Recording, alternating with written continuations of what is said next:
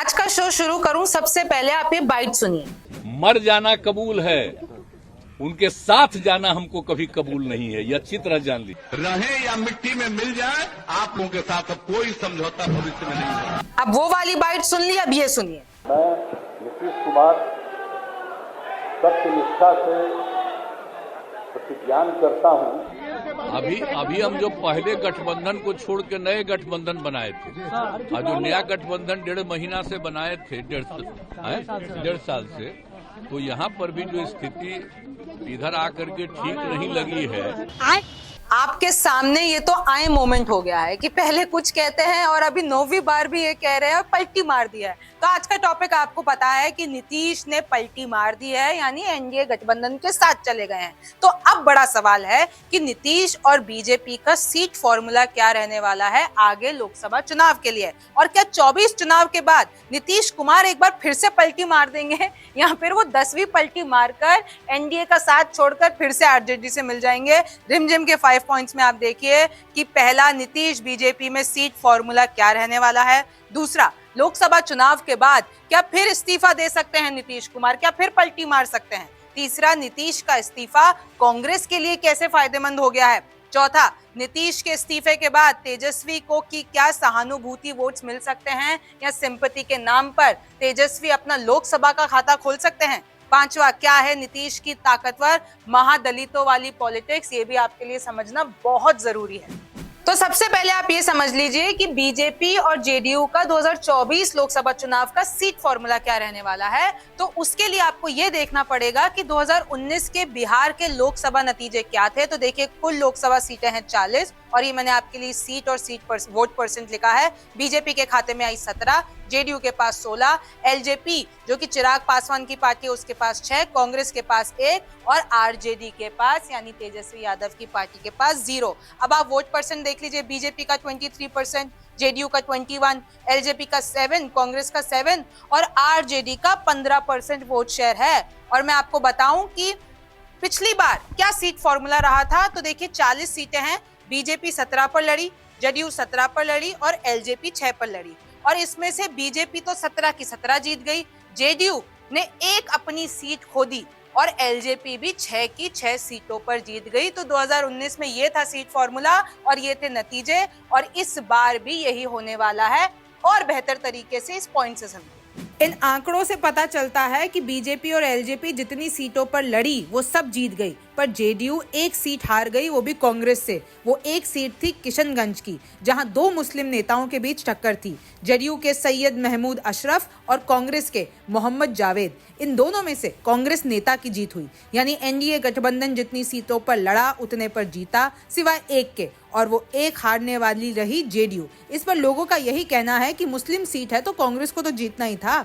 BJP सूत्रों की माने तो नई कैबिनेट में भी फॉर्मूला वही होगा जो नीतीश कुमार के महागठबंधन में जाने से ठीक पहले एनडीए सरकार में था। मंत्रियों की संख्या से लेकर विभाग बंटवारे तक वही फॉर्मूला रहेगा। बीजेपी विधानसभा में जेडीयू के मुकाबले बड़ी पार्टी होने के आधार पर अधिक सीटों पर बीजेपी ही चुनाव लड़ सकती है। अब दूसरा देख लीजिए कि लोकसभा चुनाव के बाद कहीं फिर से इस्तीफा तो नहीं दे देंगे नीतीश कुमार, क्योंकि इनके लिए इस्तीफा देना, पलट जाना कोई बड़ी बात नहीं है। क्या पता विधानसभा चुनाव के लिए जो कि 2025 में होने वाले हैं, जानकार तो ये कह रहे हैं बस लोकसभा चुनाव में एक अंदर की राजनीति थी, वो आपको इस पॉइंट से समझ में आएगा। तो उसके लिए इन्होंने अभी इस्तीफा दे दिया और एनडीए के साथ शामिल हो गए, और वापस से इनका इस्तीफा 10वीं बार भी हो सकता है। लेकिन एक बात स्पष्ट रूप से मैं कह देना चाहता हूँ कि अभी खेल शुरू हुई है, अभी खेल बाकी है, और मैं जो कहता हूँ वो करता हूँ। और आप लिख के ले लीजिए, जनता दल यूनाइटेड जो पार्टी है 2024 में ही खत्म हो जाएगी, ये निश्चित रूप से लिख लीजिए। जानकार कह रहे हैं कि ये पलटू राम नीतीश बाबू यू टर्न लेने में एक्सपर्ट हैं। वो 2024 का लोकसभा चुनाव बीजेपी के साथ लड़कर फिर से 2025 के विधानसभा चुनाव से पहले 10वीं बार पलटी मार सकते हैं और एनडीए का साथ छोड़ सकते हैं। इनका कोई ईमान धर्म नहीं है। सत्ता में बने रहने और सीएम कुर्सी पर लगातार बैठे रहने के लिए प्रभु कुछ भी कर सकते हैं। इस बीच आपको बता दूं कि नीतीश के एनडीए में आते ही बगावत भी शुरू हो गई है। एलजेपी के चिराग पासवान, जो कि एनडीए का हिस्सा है, उन्होंने कहा है कि नीतीश से उनका विरोध जारी रहेगा, चाहे वो हमारी शायरी क्यों ना आ जाए। मतलब सीट बंटवारे में एलजेपी और जेडीयू आपस में लड़ सकते हैं और इससे बीजेपी की टेंशन बढ़ेगी। बहरहाल, इससे ये भी संकेत मिलते हैं कि आगामी विधानसभा चुनावों में साल 2025 में जेडीयू और बीजेपी की भी सीट बंटवारे पर लेकर लड़ाई हो सकती है, जिससे एक बार फिर नीतीश पलटी मारकर गठबंधन को तोड़ सकते हैं। एनडीए के 2024 गठबंधन करने पर अंदर की बात यह है कि पिछली बार जेडीयू के 16 नेता सांसद यानी लोकसभा चुनाव जीते थे और बीजेपी के 17। नीतीश का ये मानना था या डर था कि कहीं ये 16 सांसद 2024 में बीजेपी में न शामिल हो जाएं, और ये हो सकता था 5 फरवरी को, जब बिहार विधानसभा बजट सत्र के बाद ऐसा कहीं हो न जाए। तो इसलिए नीतीश पहले ही खुद एनडीए में शामिल हो गए। अब देख लीजिए 2020 के बिहार विधानसभा चुनाव नतीजे। तो ये आपकी स्क्रीन के सामने है 2020 के बिहार विधानसभा चुनाव के नतीजे, और अगला विधानसभा चुनाव होना है 2025 में। अब आप देखेंगे कुल सीटें हैं 243। पिछली बार बीजेपी ने 110 पे लड़ी और 74 जीती। जेडीयू 115 पर लड़ी, 43 जीती। वीआईपी ने 11 पर लड़ी, 4 जीती। हम, जो कि जीतन राम मांझी की पार्टी है, 7 सीटों पर लड़ी और फिर 4 जीती। तो ये तो हो गया एक गठबंधन। फिर आप दूसरे गठबंधन पे आ जाइए। आरजेडी 144 सीटों पर लड़ी और फिर 75 सीटें जीती, और इसमें आप देख सकते हैं कि सबसे बड़ी पार्टी बन के उभरी थी। कांग्रेस 70 पे लड़ी, सिर्फ 19 पे जीती। लेफ्ट की पार्टियां 29 पे लड़ी और 18 पर जीत गई। एआईएमआईएम 20 पर लड़ी, 5 पर जीती। बीएसपी 78 पर लड़ी, मायावती की पार्टी, और मात्र बिहार में 1 सीट जीत पाई। और फिर आरएलएसपी, जो कि कुशवाहा की पार्टी, 99 सीटों पर लड़ती है और 0 सीटें जीतती है, यानी खाता भी नहीं खुला। एलजेपी 135 पे लड़ी, चिराग पासवान की पार्टी, और 1 पर जीती। निर्दलीय कितने लड़े? 1299, और कितने जीते? 1। तो ये है बिहार विधानसभा के नतीजे। 2025 में चुनाव होना है। अभी ये समीकरण, ये नतीजे कितने बदलते हैं इस पलटी के बाद, वो तो वक्त बताएगा। तो जैसा कि आप देख सकते हैं कि कैसे 2020 के बिहार विधानसभा नतीजों में एनडीए के पास आई थी 125, महागठबंधन जिसमें आरजेडी कांग्रेस थे उसमें 110 और अदर्स के खाते में 8 आई थी। तो ये समीकरण कितने 2025 में बदलते हैं वो आने वाला वक्त बताएगा। तीसरा है कि नीतीश का इस्तीफा कांग्रेस के लिए फायदेमंद कैसे, वो मैं आपको बताऊं। उससे पहले आप ये भी जान लीजिए कि कांग्रेस कह रही है पलटू राम, कांग्रेसियां विपक्ष कह रहे हैं गिरगिट, कांग्रेस और ये सब कह रहे हैं कि ये लोग, इनका कोई ईमान धर्म नहीं है, और तरह तरह के आरोप लगा रहे हैं कि हमें तो पहले से ही पता था। खड़गे ने ये कहा कि हमें तो पहले से ही पता था, वो तो हम महागठबंधन के लिए यानी इंडिया गठबंधन के लिए चुप थे। तेजस्वी और लालू ने तो हमें पहले ही हिंट दे दिया था। लेकिन फिर सवाल पूछा जाता है कि जब ये पलटी मार के आपके पास आए थे, यानी इंडिया गठबंधन में आए थे एनडीए को छोड़कर, तब आपसे ऐसी बातें क्यों नहीं कही गई? अब आप ये देखिए कि कैसे इस्तीफा देकर कांग्रेस को ये फायदा हो गया है सीट शेयरिंग में।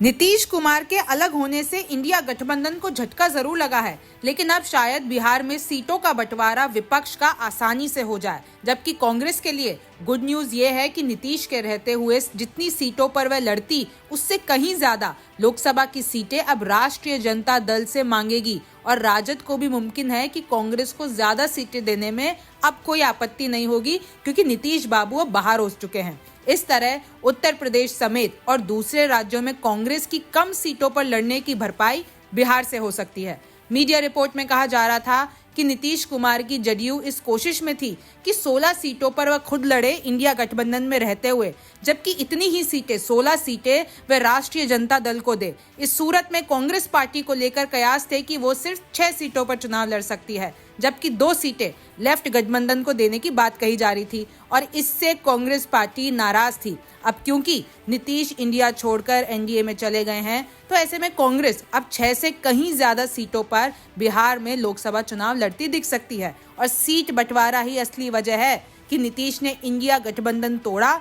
इंडिया गठबंधन की अगुवाई करके जब कांग्रेस ने नीतीश कुमार को कोई क्रेडिट नहीं दिया तो नीतीश ने गठबंधन तोड़ दिया और वापस से एक बार फिर 9वीं बार पलटी मार के एनडीए के साथ चले गए, यानी बीजेपी से हाथ मिला लिया। चौथा बड़ा सवाल है कि क्या नीतीश की इस पलटी से कहीं ना कहीं जनता के बीच उन्होंने क्रेडिबिलिटी तो नहीं लूज कर दी है, और ऐसा ना हो कि सहानुभूति जनता बिहार की जो है तेजस्वी को दे दे, यानी आरजेडी को दे दे, और उसके बाद वो सिंपैथी वोट्स कमा ले। इस पॉइंट से समझिए कि कैसे हो सकता है। अब नीतीश इतनी बार पलटी मार चुके हैं तो जनता को कैसे उनके वादों और नेता के तौर पर उनकी क्रेडिबिलिटी पर भरोसा होगा। क्या पता किसी भी चीज से नीतीश कब पलट जाए। ये तस्वीरें देखिए कि कैसे आरजेडी वालों ने नीतीश कुमार की अर्थी निकाली है। कहा जा रहा है कि नीतीश की इस पलटी के बाद तेजस्वी को सिंपैथी वोट्स मिल सकते हैं, इस बेसिस पर कि कम से कम आरजेडी पार्टी अपनी जबान की तो पक्की है, पलटू राम की तरह पार्टियां तो नहीं बदलती। जानकारों का कहना है कि पिछले लोकसभा चुनावों में आरजेडी ने एक भी लोकसभा सीट नहीं जीती थी, पर अब आरजेडी जनता और नेताओं पर सिंपैथी कार्ड खेलकर वोट कमा सकती है और लोकसभा चुनावों में अपना खाता खोल सकती है। इनफैक्ट पिछले विधानसभा चुनावों में यानी 2020 में जब बिहार में विधानसभा चुनाव हुए थे तो आरजेडी सबसे बड़ी पार्टी बनकर उभरी थी। आने वाले एक साल में बिहार में 4 चुनाव होने हैं, लोकसभा चुनाव, राज्यसभा चुनाव, एमएलसी चुनाव और फिर अगले साल बिहार विधानसभा चुनाव यानी 2025 में आरजेडी अब विधायकों को तोड़ेगी और इन 4 चुनावों में सेट करने का ऑफर दिया जाएगा। इससे एनडीए की मुश्किलें बढ़ सकती हैं, लोकसभा चुनावों में तो नहीं बल्कि विधानसभा चुनावों में। और पांचवा, आपको ये भी जान लेना चाहिए कि नीतीश की सबसे ताकतवर महादलित पॉलिटिक्स आखिर है क्या। 2007 में नीतीश कुमार ने दलितों में भी सबसे ज्यादा पिछड़ी जातियों के लिए महादलित कैटेगरी बनाई। इनके लिए सरकारी योजनाएं लाई गई। 2010 में घर, पढ़ाई के लिए लोन, स्कूली पोशाक देने की योजनाएं लाई गई। आज बिहार में सभी दलित जातियों को महादलित की कैटेगरी में डाला जा चुका है। साल 2018 में पासवानों को भी महादलित का दर्जा दे दिया गया। यूं तो बिहार में दलितों के सबसे बड़े नेता रामविलास पासवान हुए, लेकिन जानकार कहते हैं कि दलितों के लिए ठोस काम नीतीश कुमार ने किया है। नीतीश खुद 4% आबादी वाली कुर्मी जाति से आते हैं, लेकिन सत्ता में रहते हुए उन्होंने हमेशा उस पार्टी के साथ गठबंधन में ही चुनाव लड़ा जिनके पास ठोस जाति वर्ग का वोटर रहा हो या जिनके साथ जाकर वो सीएम पद पर बने रह सके। नीतीश हमेशा अपनी सहूलियत के हिसाब से गठबंधन बनाते और तोड़ते रहे। उनका अगला राजनीतिक कदम, और इस बार भी बीजेपी के साथ वापस शामिल होके यानी एनडीए में वापस शामिल होके उन्होंने यही बताया है कि वो कितनी बार भी पलटी मार सकते हैं,